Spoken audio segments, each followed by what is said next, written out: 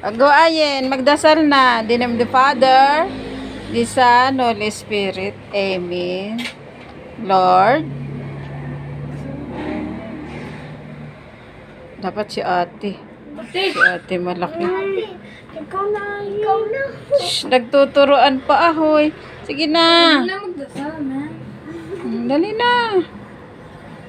Thank you, Lord, sa binigay mo ng mga pagkain sa amin araw-araw.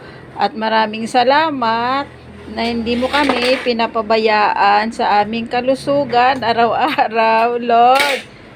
Thank you. Amen. In the name of the Father, the Son, Holy Spirit. Amen. Oh, let's eat. Yan ang ulam namin. Nagang siya. Sinigang na baboy. Kaya siya madilaw-dilaw dahil may kamatis. Dahil ayaw nila ng kamatis, dyan ko na lang inilagay para ang soup ng kamatis o kaya juice ng kamatis maiinom nila. Kasi hindi sila kumakain ng kamatis. Kaya yun na lang ang gagawin na paraan, 'di ba? Ayaw nila ng kamatis, ilagay sa itlog, ayaw nila. O yan. Di ganyan na lang para makaano sila ng kamatis, 'di ba? O next. Ayin. O, bigyan mo ate si Ayin. Kasi madami.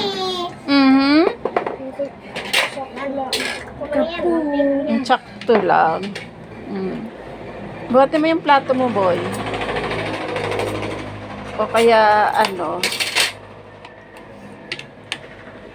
Paborito nga niya. Ako nakaka. hindi pa si Ayin nagpalit ng kanyang damit. Nakaligo na siya. Ay, suot niya ay ganun pa din. Mamaya na raw.